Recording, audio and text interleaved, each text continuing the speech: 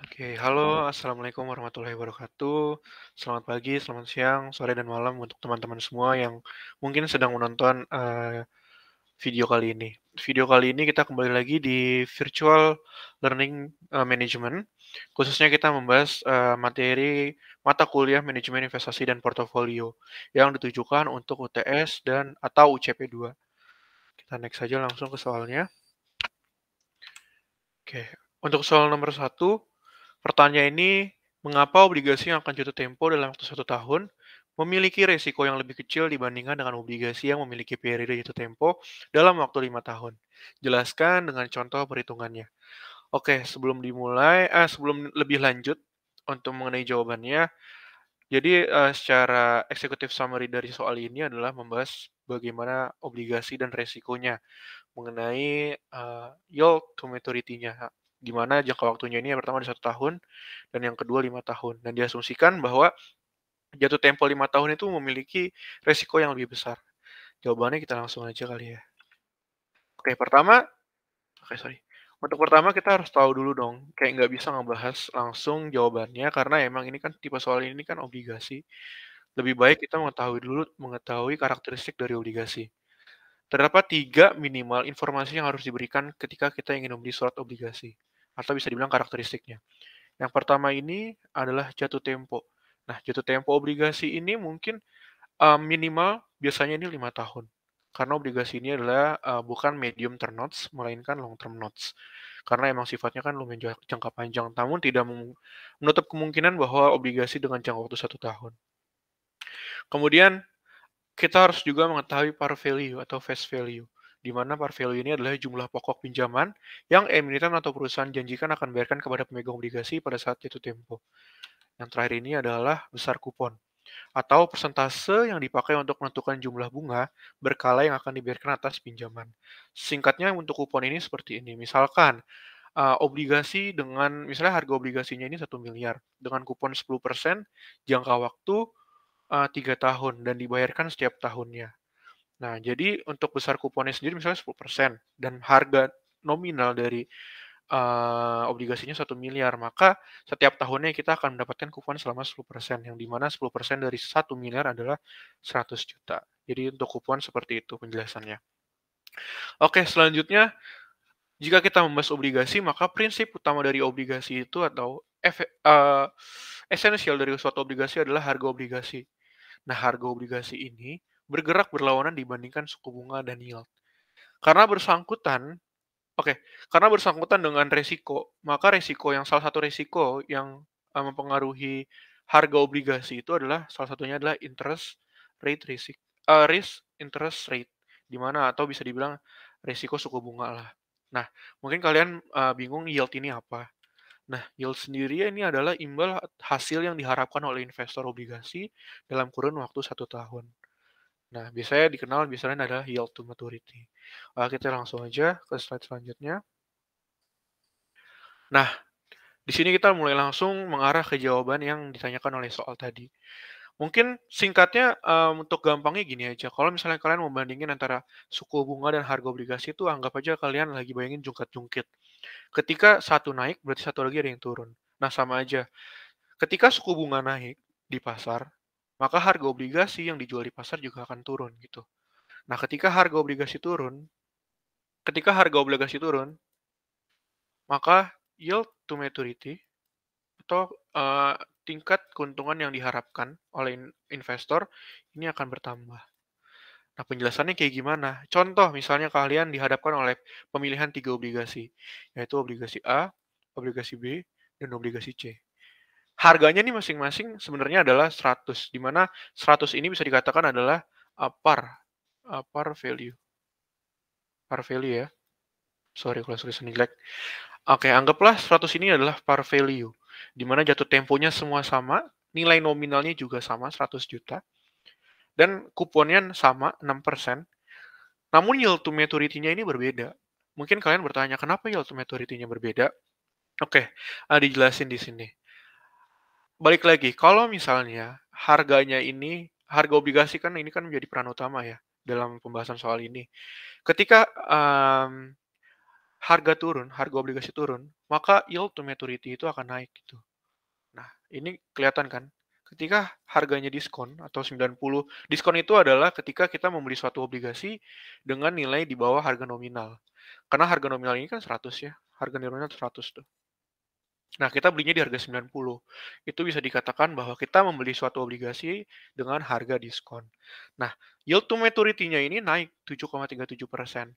Nah, berarti kalian ini harus sadar nih, kenapa yield to maturity-nya naik? Yield to maturity naik ini berkaitan dengan harga obligasi. Nah, ketika harga obligasi turun, maka yield to maturity naik. Nah, apa penyebabnya harga obligasi turun? Yaitu suku bunga yang tinggi. Suku bunga di pasaran naik gitu. Kalian dihadapkan dengan suku bunga yang tinggi gitu. Makanya ini menjadi suatu resiko ketika misalnya kalian investasi obligasi dengan jangka waktu 1 tahun dan 5 tahun gitu. Benar dengan kata soalnya kan benar kan bahwa obligasi 1 tahun tuh lebih kecil dibandingkan resiko obligasi 5 tahun. Karena memang pertama dari tingkat suku bunganya sendiri kalian nggak bisa nge-forecast selama 5 tahun itu udah bias banget untuk di-forecast untuk interest rate sendiri karena kan 5 tahun kalian nggak tahu tuh keadaannya kayak gimana. Jadi kalian lebih gampang untuk me-forecast satu keadaan itu adalah dalam jangka kurun waktu yang lebih kecil atau lebih singkat, yaitu 1 tahun. Pertama itu penjelasannya. Kedua untuk perhitungannya sendiri. Untuk perhitungannya sendiri, contoh misalnya seperti ini. Misalnya ada ini sama-sama 100 juta, 100 juta, kemungkinan jatuh tempo juga sama 10 tahun, kuponnya 6%. Nah, contoh misalnya gini ya. Untuk perhitungannya, 10 tahun, 1, 2, 3, 4, 5, 6, 7, 8, 9, 10. Nah, ini nilainya ini kan 100 juta ya. 100 juta untuk nominal harga obligasinya gitu. Nah, karena misalnya kuponnya 6%, kupon 6% dari 100 juta tuh bisa dibilang berapa sih? Sebentar.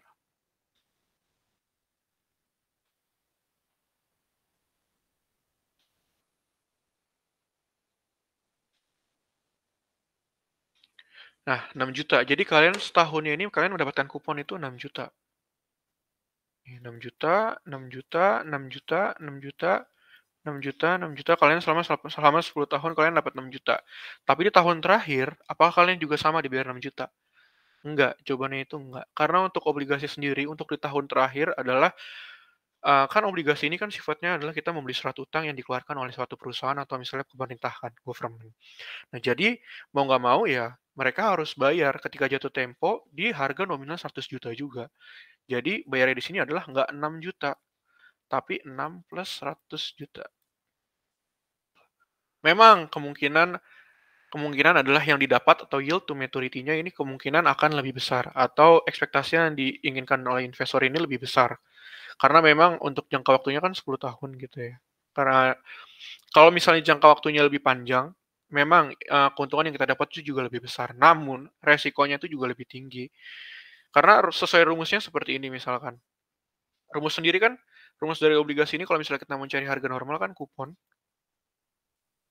dibagi 1 plus, ada interest di sini atau yield to maturity dipangkatin N. Contoh misalnya kuponnya ini adalah 6 juta.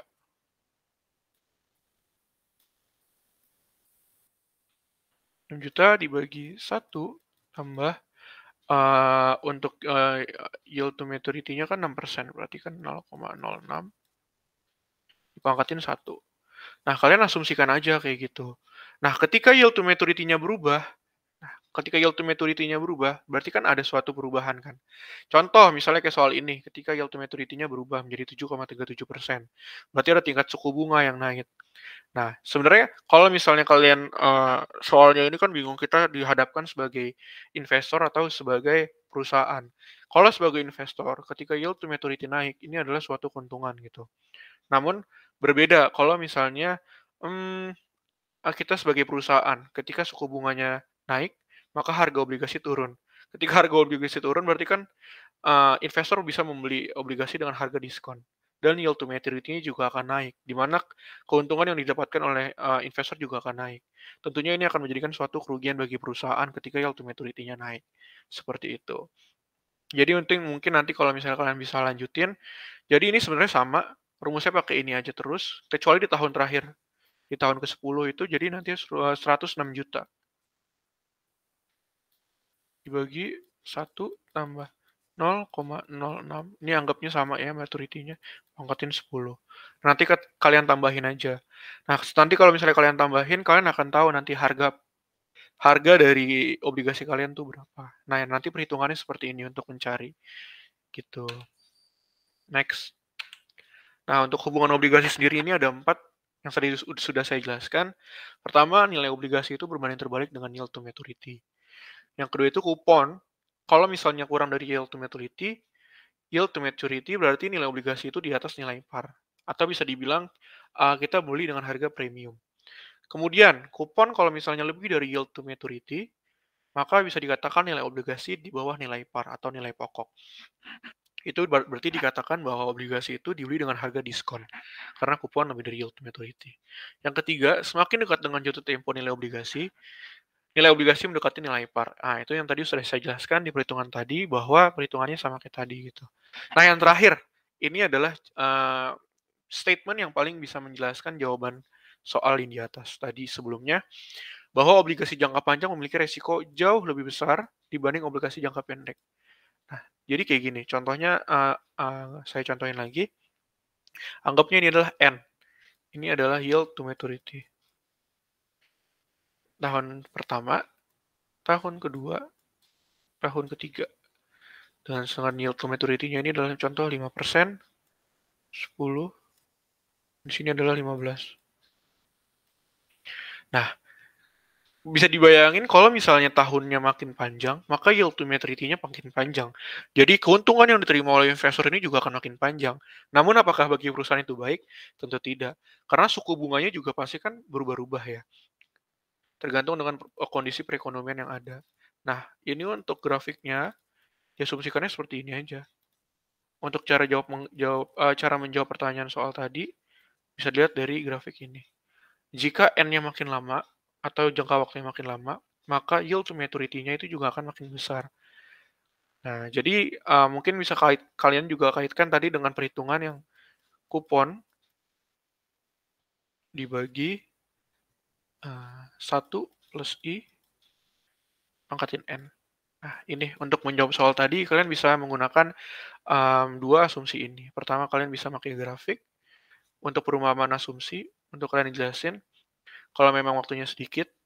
Dan kalian juga kalau misalnya kalian bisa punya waktu banyak, kalian juga bisa ngerjain pakai rumus kupon ini untuk mencari apakah harga nominal kalian yang kalian dapetin sekarang ini sama dengan harga nominal yang kalian beli di masa lampau gitu, pada tahun jangka waktu yang ditentukan.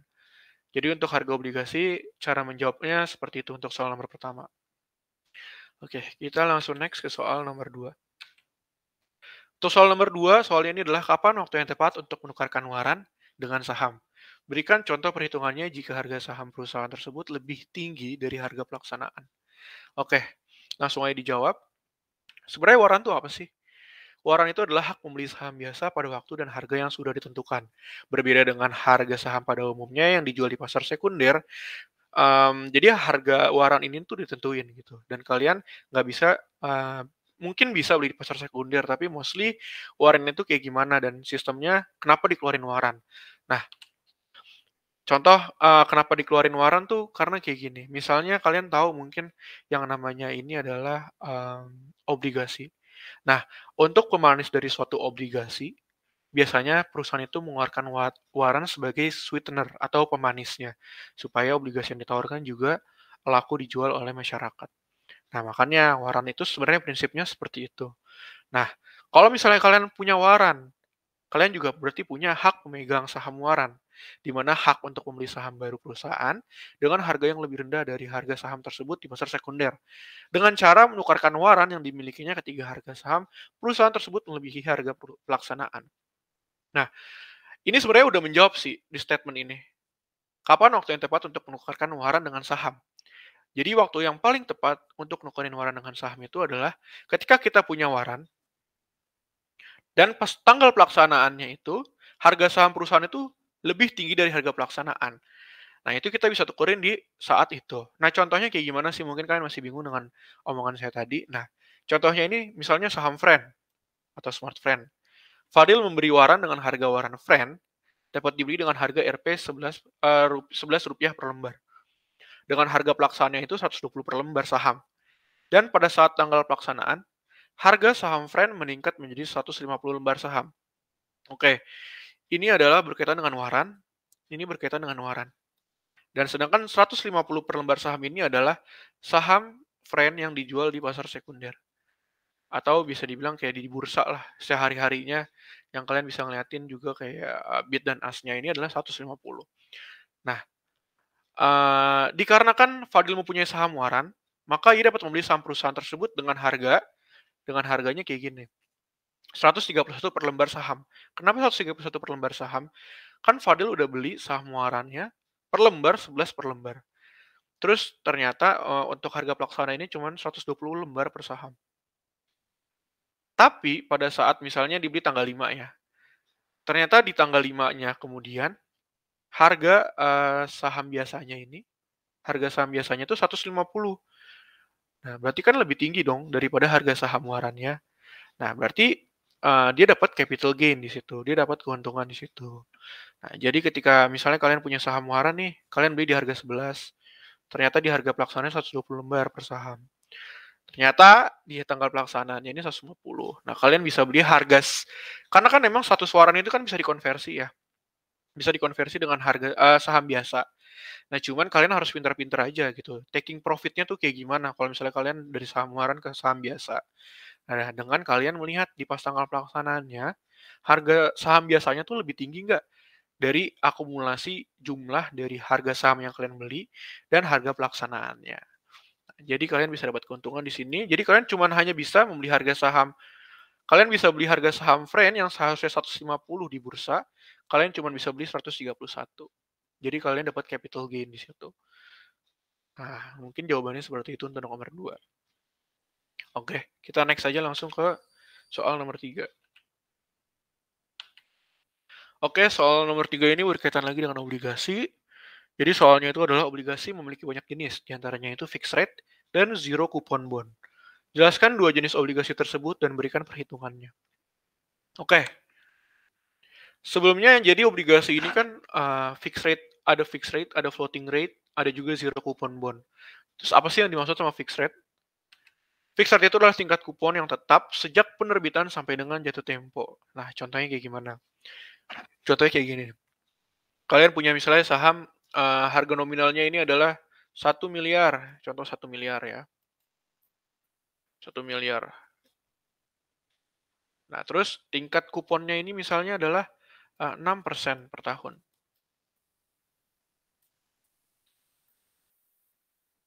Tapi kan kalian tahu sendiri bahwa resiko obligasi itu adalah suku bunga, di mana ketika suku bunga naik, harga obligasi turun. Nah, ketika harga obligasi turun, yield to maturity dari investor akan naik. Nah, tapi karena kita menggunakan fixed rate, di mana 6% per tahun, maka tidak ada perubahan-perubahan yang mengganggu adanya kupon dari suatu obligasi. Ketika 6% per tahun, ya maka 6% per tahun dengan jangka waktu misalnya adalah 3 tahun, let's say. Nah, maka kalian selama 3 tahun ini dan dibayar per tahun ya, ini akan dibayarkan per tahun. Jadi selama 3 tahun kalian akan mendapatkan 6% per tahunnya. Atau bisa dibilang itu 6%-nya berarti berapa? 60 juta ya, 60 juta per tahun. Kalian dapat capital gain-nya dari situ. Kalian dapat capital gain-nya itu dari kupon yang kalian dapatin. Kan di sini 6%, jadi kuponnya itu adalah 60 juta. 60 juta per year. Nah, ini nggak akan terganggu karena adalah fixed rate. Rate-nya ini adalah tetap 6%. Jadi nggak ada yang akan mengganggu jalannya sistematika dari obligasi tersebut. Kemudian masuk ke zero coupon bond. Zero coupon bond itu adalah suatu obligasi yang tidak memberikan pembayaran bunga secara berkala atau tanpa kupon, sebagaimana obligasi pada umumnya. Obligasi ini diperdagangkan dengan menggunakan harga diskonto dari nilai par. Nah, ini cukup menarik untuk zero coupon bond, karena mereka nggak akan mendapatkan bunga atau kupon dari obligasi yang dibeli. Contohnya kayak kita punya soal di sini. Oke, sebentar ya, dihapus dulu.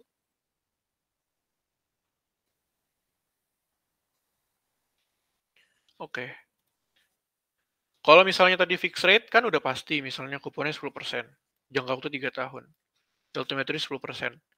Berarti pemegang saham, surat obligasi atau surat hutang selama 3 tahun ini, selama 3 tahun ini akan mendapatkan 10% per tahunnya. 10% per tahunnya berarti, 100 juta. 100 juta per year, ya kan? Kalau fixed rate tuh kayak gini. Nah, kalau zero coupon bond gimana?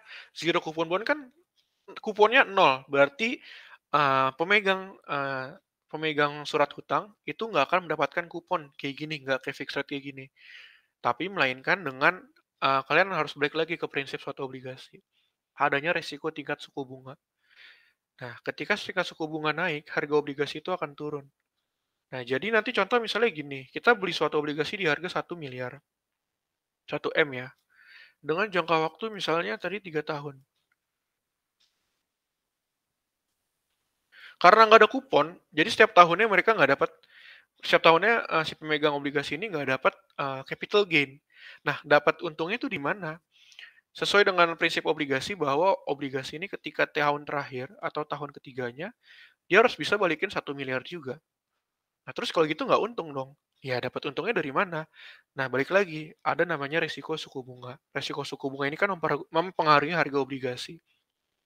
Ketika mempengaruhi harga obligasi, maka, misalnya suku bunga naik, harga obligasi maka akan turun. Ketika harga obligasi turun, maka yield to maturity dari investor akan naik. Di mana, mmm, tentu tingkat suku bunga ini kan tentu kan akan menurunkan harga obligasi ya, harga obligasi akan turun. Nah, jadi keuntungan yang didapat dari zero coupon bond ini adalah selisih dari harga face value atau par value di harga terakhirnya. Contoh misalnya nanti harga terakhirnya karena tingkat suku bunganya naik, maka sahamnya itu harga obligasinya turun misalnya jadi 9,980 juta. Nah, jadi seperti itu. Jadi kita ada resiko obligasinya resiko suku bunga ketika kita membeli suatu obligasi untuk memakai zero coupon bond. Nah, seperti itu untuk jawabannya gitu. Dan perhitungannya kalian mungkin bisa menggunakan uh, kalkulasi kalkulasi dengan asumsi soal kayak gini, terus kalian nanti jabarin aja dengan asumsi-asumsi yang sudah saya jabarkan tadi. Oke, next. Oke, sorry. Oke, kita langsung lanjut ke soal nomor 4. Ini soal kasus atau hitung-hitungan. Soalnya itu adalah hitunglah harga put option dan call option dengan menggunakan model penilaian opsi Black-Scholes dengan diberikan input berikut. Diketahui ini ada strike price atau X di mana Rp1.000, ada expiration date atau T atau sama dengan 0,5 tahun. Ini satuannya untuk expiration date di tahun ya. Tapi misalkan nanti kalian menemukan soal misalnya adalah 5 bulan gitu.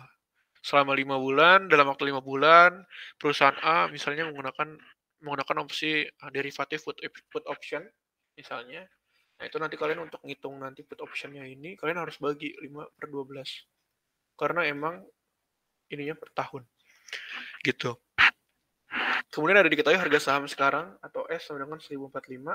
Ada volatility saham atau standar deviasi atau S sama dengan 0,5 juga.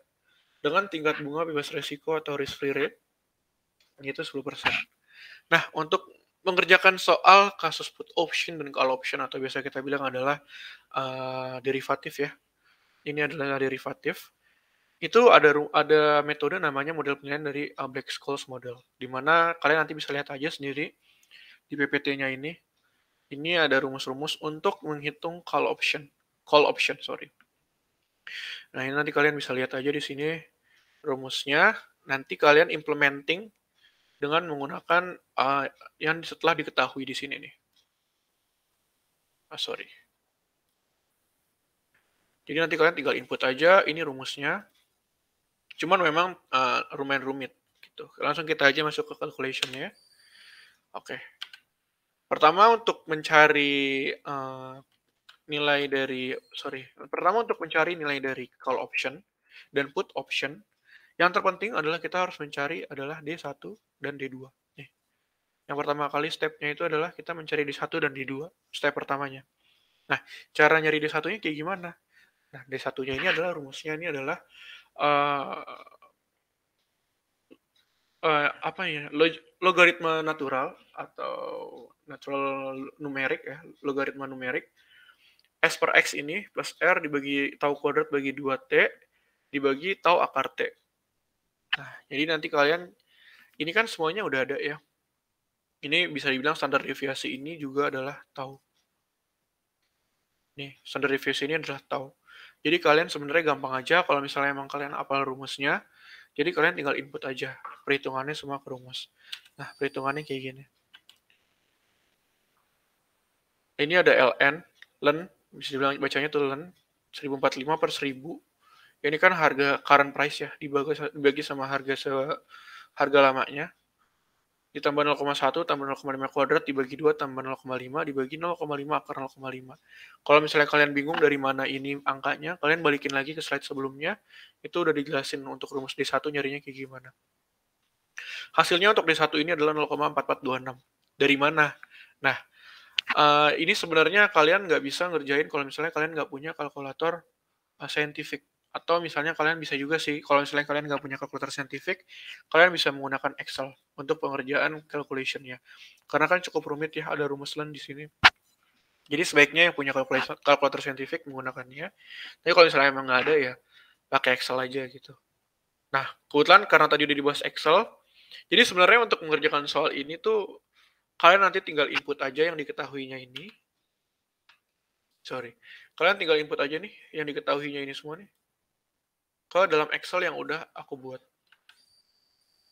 Tuh, jadi sebenarnya nggak harus ngitung gampang, susah-susah kayak gini kan, karena kan makan waktu ya, sedangkan ujian tuh kan waktunya nggak lama gitu. Jadi aku udah kasih fasilitas untuk ngitungnya ini menggunakan Excel. Nah, terus dapat D1-nya 0,4426. Ini udah dihitung ya. Dan untuk cari D2-nya ini adalah maksudnya D1 dikurang tau akar T. Di mana D1-nya ini 0,4426, taunya ini atau standar deviasinya 0,5, dan untuk times-nya sendiri atau jangka waktunya sendiri adalah setengah tahun atau 6/12 setengah kan. Nah, dapat D2-nya 0,0891.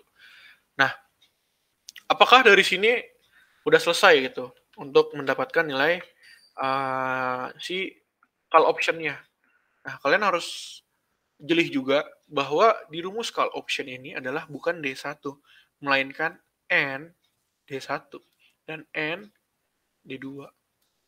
Maksudnya tuh apa sih? Mungkin ada yang masih bingung kan, ND1 sama ND2 itu apa maksudnya? Nah, kita langsung jelasin aja di sini. N itu dimaksudkan dengan adalah tabulasi normal. Di mana tabulasi normal ini, mungkin ada yang udah belajar ya mengenai tabulasi normal ini. Itu adalah kita harus menggunakan tabulasi normal untuk mencari ND1 dan ND2. Nah, caranya kayak gimana? Oke, kali ini akan gue guide gitu. Oke, ini adalah ini semua sebenarnya udah automatically ya. Ini udah dicari, cuman dibantuin buat ngitungnya cara nyari gimana. Nah, untuk nyari ND1-nya sama ND2-nya kan nggak tahu nih berapa. Jadi kita menggunakan tabulasi normal. Tabulasi. Nih. Untuk D1 sendiri nilainya 0,4426 dan D2 ini adalah 0,0891. Nah, mari kita fokus dulu ke gambar yang ini nih. Kita fokus ke gambar yang ini. Untuk ini kan adalah probabilitas dan value ya. Contoh adalah ini adalah 50% dan 50% untuk menjadi kesatuan 100% semua di dalam kurva. Nah, misalnya contoh nilai dari D1 sendiri adalah misalnya contoh adalah 0. Misalnya nilainya adalah 0 ya. Maka nilai 0 ini adalah 50%. Atau bisa dibilang adalah 0,5. Untuk nilai 0 sendiri. Nah, karena nilai D1 kalian sendiri kan adalah 0,4426 dan 0,8891. Berarti mau nggak mau adalah kalian harus menjumlahkan 0,5 ini plus tabulasi normal yang kalian akan cari. Gitu. Nah, terus cara nyari tabulasi normalnya gimana sih cara baca tabulasi normal? Cara baca tabulasinya? Oke, contoh dulu misalnya. Kita ingin mencari nilai N untuk 0,44. 0,44 sendiri kan nilainya lebih dari 0, ya. Maka kalau misalnya nilainya lebih dari 0, maka kita harus input 0,5 dan ditambahkan. Seperti ini. Balik lagi ke teori yang ini nih.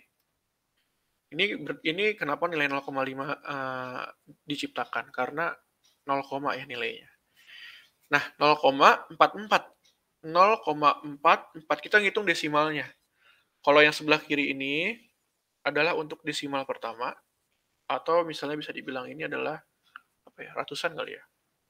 Untuk satuan ribuan lah bisa dibilang, kalau misalnya 44 kan ini adalah puluhan ya, dan ini adalah satuannya. Jadi cara bacanya adalah puluhan dulu dari satuan tertingginya. Misalnya kalian dapatnya 0,4426. Ya kalian bacanya 4426-nya ya dari depan gitu. Berarti 0,4 dulu. Nah, kalau misalnya 0,44 gimana caranya? Nih, 0,4 kita yang makainya adalah 0,4 dulu.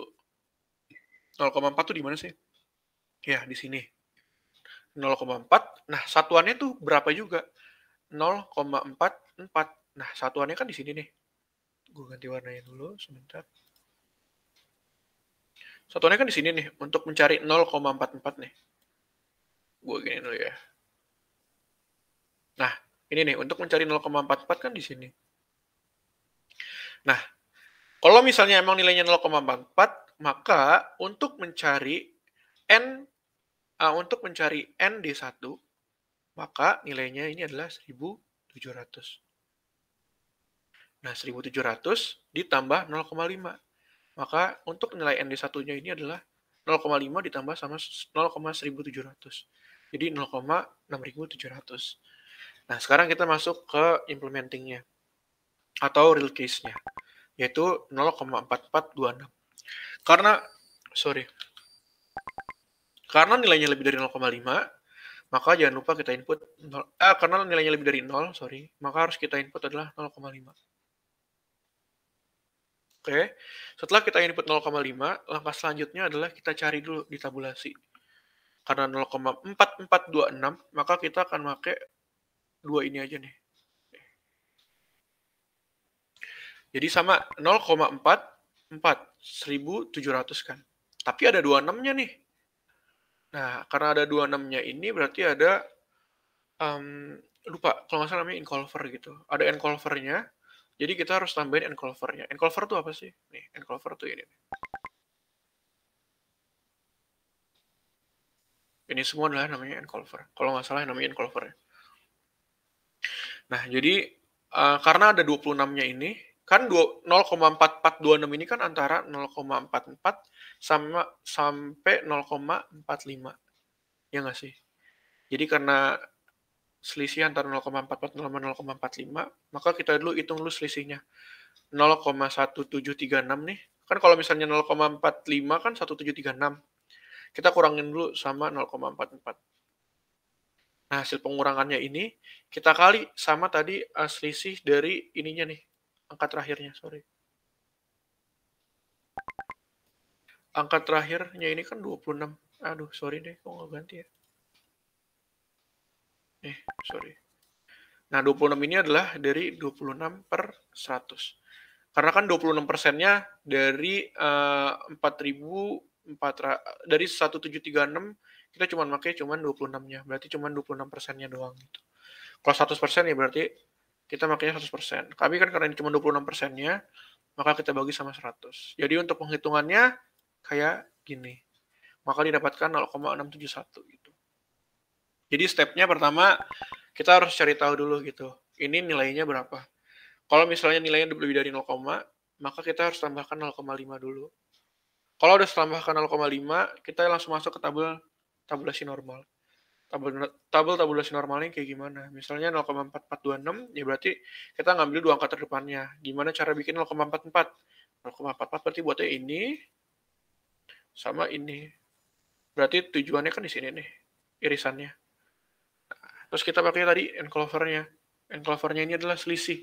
Karena adalah bukan cuma 0,44. Oke, kalau misalnya 0,44, ya berarti cuma pakai ini doang nih. Kayak gini nih. Kayak yang soal yang ini. Tapi kan ini kan 4426, maka kita harus pakai enclover. Nah, enclover-nya nyarinya gimana? Selisih dikali sama persentase selisih. Kayak gitu. Oke, Nah, untuk yang ini juga caranya sama, kalian karena lebih dari 0, maka kita make 0,5 kan, 0,5 plus, nah kita masuk ke tabulasi normalnya lagi kan. Tabulasi normalnya tadi kan udah dijelasin, jadi kayaknya nggak usah dijelasin ulang. Nanti kalian bisa repeat aja gitu penjelasan yang tadi, gimana cara nyari di tabulasi normal ini.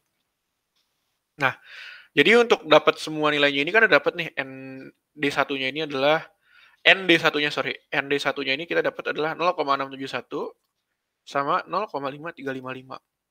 Nah, terus N-D1 sama N-D2 itu apa sih? Kenapa tiba-tiba muncul? Ya, kalau misalnya kalau misalnya D1 doang dan D2 doang nggak ada minusnya atau nggak ada negasinya, ini untuk call option.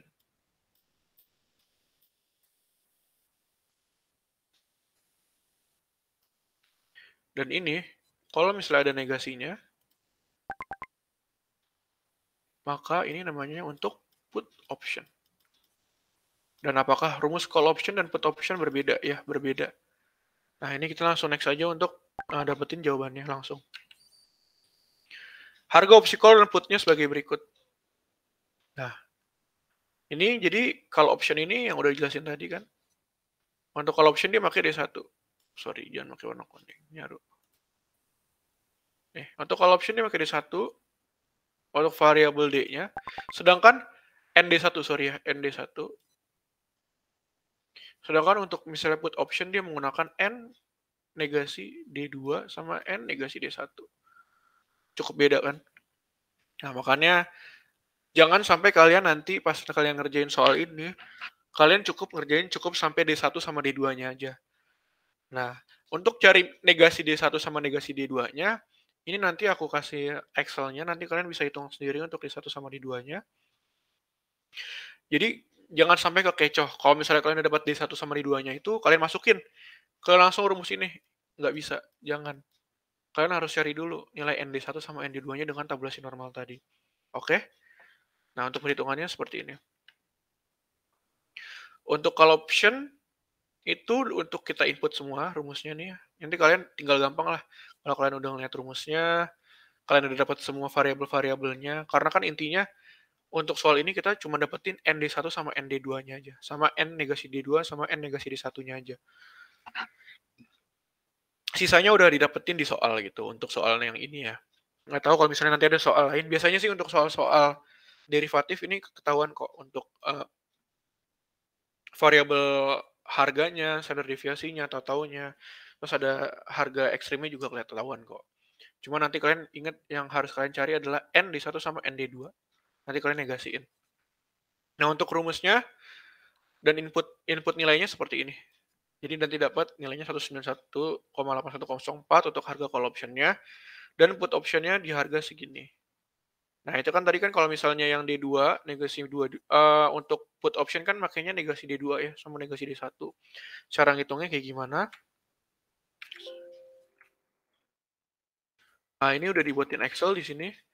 Nanti Excel-nya aku taruh di Google Drive aja, nanti kalian bisa akses di description ya. Nanti kalian bisa narik data dari situ. Ini udah gampang banget sebenarnya. Kalau misalnya nanti kalian dapat soal, misalnya, misalnya harga soalnya misalnya current price-nya ini adalah 100.050. Ini nanti automatically semuanya bakal berubah. Jadi sebenarnya untuk cari semua yang tadi dikerjain sebenarnya gampang pakai Excel ini. Ini udah aku buatin semua rumusnya. Cuman mungkin kalau misalnya kalian nanti ujiannya offline, atau memang kalian nggak diperbolehkan untuk menggunakan Excel, kan kalian harus hitung sendiri gitu pakai kalkulator saintifik. Cuman kalau misalnya nanti kalian memang bisa untuk kerjaan pakai Excel, better karena waktunya sebentar dan ini ngerjainnya lumayan lama juga gitu ya. Better pakai ini aja semuanya sih, yang udah aku kirimin untuk Excel-nya. Ini gampang banget. Kalian cuma tinggal ganti ini aja nih, ini semua. Untuk kalian ganti 5 variabel ini, semuanya bakal dapat langsung jawabannya. Langsung dapat call option price-nya sama put option price-nya. Nah, untuk nanti negasi D2-nya, kalian bisa lihat sendiri rumusnya di sini. Mungkin emang terkesan rada rumit, tapi enggak sih kelihatannya. Kelihatannya aja rumit gitu. Oke, jadi aku rasa untuk soal Yang put option dan call option atau soal nomor 4 ini, udah tersolve ya, udah terjawab. Oke, untuk soal nomor 5, jelaskan perbedaan analisis teknikal dan fundamental. Manakah yang lebih baik dan jelaskan? Oke, ini sorry, ini udah langsung muncul ya. Oke, teknikal dan fundamental itu apa sih? Teknikal dan fundamental itu adalah, suatu analisis atau suatu alat untuk kita ngitung untuk menjadikan suatu kita pertimbangan untuk keputusan investasi gitu. Some person mungkin gunain kayak teknikal atau juga maybe sebagian orang, make fundamental buat ngambil keputusan, beli saham. Contoh misalnya gini, misalnya nih, aku pakai saham aku pengen beli saham Indofood, tapi kurang percaya gitu pakai teknikal, jadi makanya fundamental. Di mana fundamentalnya bisa untuk fundamental sendiri kan kita kan, biasanya untuk analis stocks itu biasanya kita make, eee, top down analysis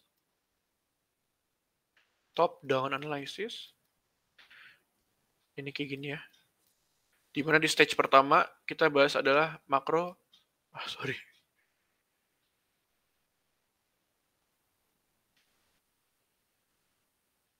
di stage pertama ini atau di tingkatan paling atas, jadi top down itu maksudnya kita ngelihatnya dari atas banget sampai paling bawah, di mana paling atasnya ini adalah makro ekonomi. Kemudian yang kedua ini adalah industri.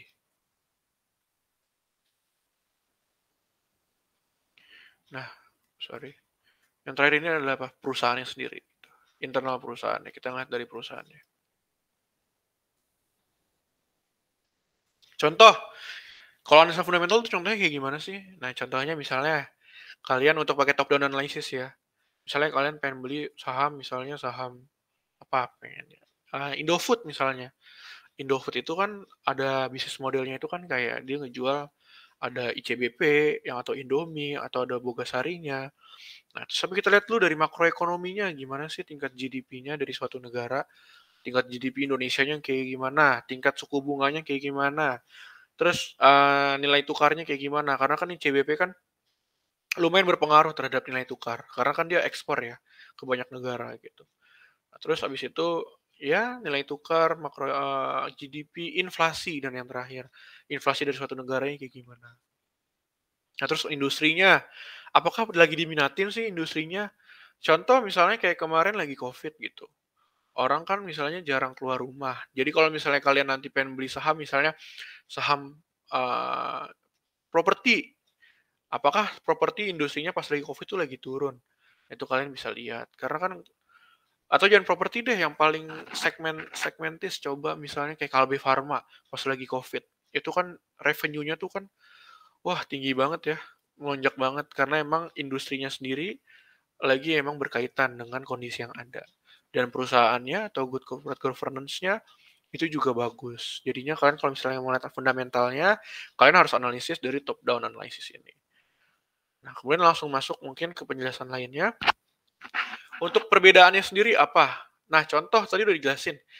Kalau misalnya dalam menentukan keputusan saham atau investasi, kalau fundamental itu menggunakan rasio selain menggunakan top down analysis. Rasionya itu bisa profitabilitas, likuiditas, solvabilitas, dan efisiensi misalnya. Atau market ratio juga bisa. Market ratio itu kayak gimana sih? Kayak EPS, kayak PER, PBV, dividen payout ratio, dividen per share. Nah, itu namanya market ratio. Kalau misalnya ratio profitabilitas tuh kayak gimana? Profitabilitas tuh kayak ROA, ROE, net profit margin, operating profit margin. Nah, seperti kayak gitu. Nah, kalau misalnya likuiditas itu adalah current ratio, cash ratio, quick ratio, net working capital. Nah, terus yang terakhir adalah solvabilitas. Solvabilitas atau bisa mostly tuh kalian mungkin tahunya adalah debt to equity ratio atau DER. Bisa juga kayak DAR, interest coverage, nah seperti itu. Dan juga menggunakan makroekonomi dan industri yang tadi udah dijelaskan di top down analysis. Kemudian untuk teknikal, nah teknikal ini cukup 180 derajat berbeda dibandingkan dengan fundamental. Karena teknikal ini bisa dibilang tingkat kesusahannya lumayan gitu, karena harus menguasai namanya indikator-indikator yang bersangkutan. Indikator tuh kayak gimana, kayak MACD, stokastik, nah terus kayak MACD 20, MACD 50, MA50, MA20, MA100. Nah, itu tergantung dengan indikator yang kalian pakai dalam menentukan saham kalian pilih. Kemudian ada chart pattern. Misalnya kalian lihat nih saham Indofood. Saham Indofood tuh lagi kayak gimana sih chart pattern-nya? Apakah sedang bearish atau sedang bullish gitu. Nah, kalau bullish kayak bullish engulfing atau kayak gimana, atau bearish atau apakah double bottom atau shooting star. Nah, itu kalian bisa melihat menggunakan chart pattern gitu. Chart itu juga dibagi, bedanya banyak juga, kayak ada line chart, ada candle bar chart. Nah, seperti itu.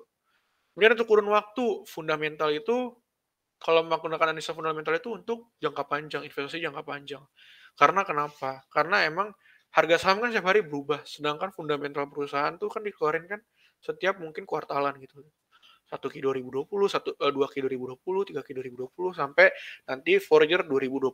Jadi nggak setiap hari kita bisa dapetin namanya laporan keuangan yang bisa kita analisis gitu. Jadi makanya ini cuma bisa dipakai jangka panjang. Kalau teknikal, karena emang kan ini kan saham bergerak terus ya. Jadi indikatornya juga pasti akan mengikuti dengan pergerakan harga saham. Jadi kelebihannya ini adalah teknikal ini adalah bisa digunakan untuk jangka pendek, menengah, dan juga jangka panjang. Tergantung indikator yang kalian pakai kayak gimana. Kayak MA100, MA20, MA50, nah itu tergantung ketentuan kalian. Nah, untuk fundamental bisa dikatakan resikonya ini adalah lebih rendah. Karena kenapa? Karena resiko fundamental ini berdasarkan base atau historical. Yang dimana mungkin kita forecast, atau memang sentimen dari emang industrinya sendiri. Mungkin ada sentimen, misalnya akuisisi, makanya itu akan memberikan abnormal return bagi suatu nilai saham. Dan juga memang jelas aja gitu, kita bisa lihat bisnis modelnya, kita udah analisis industrinya, makroekonominya, dan itu kan historical sistemnya. Sedangkan walaupun technical juga bisa dikatakan historical, namun kan memang biasanya untuk orang yang menggunakan technical ini adalah orang yang biasanya daily trading gitu. Sehingga resikonya sendiri untuk diakumulasinya kan bahkan lebih besar gitu. Nah, seperti itu mungkin. Karena contoh kayak gini misalnya, analisis fundamental, aduh saham Adro misalnya lagi turun nih 5% di hari Jumat. Kalau misalnya orang teknikal pasti akan pusing gitu ngelihatnya, kayak aduh dia turun 5%, dikit lagi ARB nih 2% lagi gitu. Sedangkan kalau bagi orang fundamental, oh tenang aja, karena kan emang bisnis modelnya bagus gitu. Industrinya juga lagi naik, harga batu bara lagi naik. Jadi nggak usah takut turun gitu, karena emang tugasnya si investor ini untuk diambil di jangka panjang. Jadi nggak harus takut ketika suatu harga saham di hari tersebut turun kayak 5%, karena mungkin akan bounce back di 25% atau arah-arah berikut di harinya.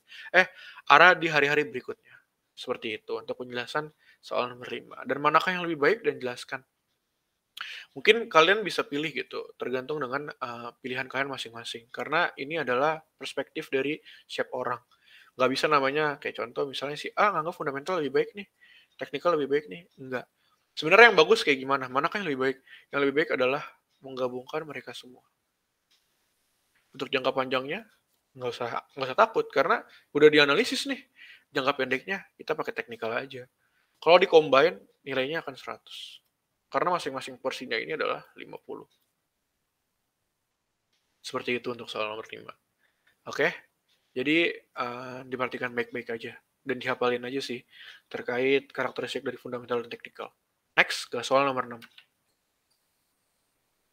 Untuk soal nomor 6 ini, jelaskan kapan dapat dikatakan pasar modal sehat. Apa saja tolak ukurnya.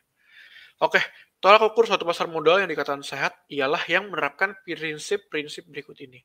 Ada 4 prinsip. Pertama adalah efisiensi, yakni kemampuan untuk mengakomodasi transaksi sebanyak mungkin. Yang kemudian itu ada fairness, yaitu transaksi berlangsung tanpa pemihakan atau netral dan atas dasar penyebaran informasi yang merata. Karena untuk saham sendiri kan adalah efek, ya, yang dijualkan adalah efek. Nah, ada misalnya adalah bisa dibilang itu adalah apa ya? Prinsip-prinsip yang memang harus ditegakkan bagi orang-orang yang berkaitan dengan efek gitu. Misalnya lembaga penunjang efek seperti notaris dan lain-lain, misalnya kayak sekuritasnya juga sebagai penjual efek, itu harus berlaku adil gitu. Harus mempunyai independensi dan juga untuk menghilangkan konflik-konflik bagi pelanggan yang nanti mungkin akan muncul.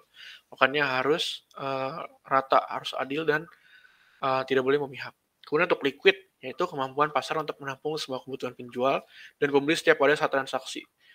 Karena kan transaksi itu kan nggak mungkin hanya sekali, 2 kali ya ketika nanti di bursa gitu. Apalagi dari jam 9 sampai jam 12, terus nanti mulai lagi jam 1:30 ya, sampai jam 3.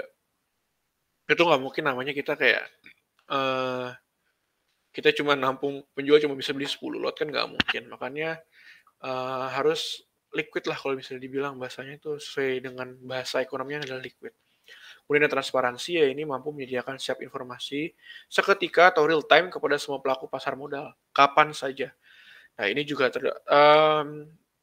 merupakan tugas sebenarnya dari seorang, bursa efek ketika emang ada suatu pasar yang emang, mmm, bisa dibilang ini adalah abnormal gitu. Kenapa nih abnormal? Misalnya kenapa ARA, misalnya kenapa ARB. Biasanya ada sentimen-sentimen yang muncul untuk mendukung harga dari setiap saham yang muncul, gitu jadi sistemnya. Oke, jadi untuk, soal UTS tahun kemarin yang bisa dibahas, hanya 6 soal. Jadi kurang lebihnya untuk penjelasannya mungkin telah ada ribet-ribet, mohon maaf. Karena memang, jujur ini baru pertama kali saya untuk menjelaskan seperti ini di manajemen virtual learning, dan pasti akan terus di-improve lah untuk kedepannya sebagai pemateri. Oke, tanpa panjang lebar, terima kasih untuk yang telah menonton video ini. Jangan lupa like, comment, dan subscribe untuk video ini. Oke, saya Davaldo Ramartadi, saya undur diri. Wassalamualaikum warahmatullahi wabarakatuh. Sukses semuanya untuk UTS-nya.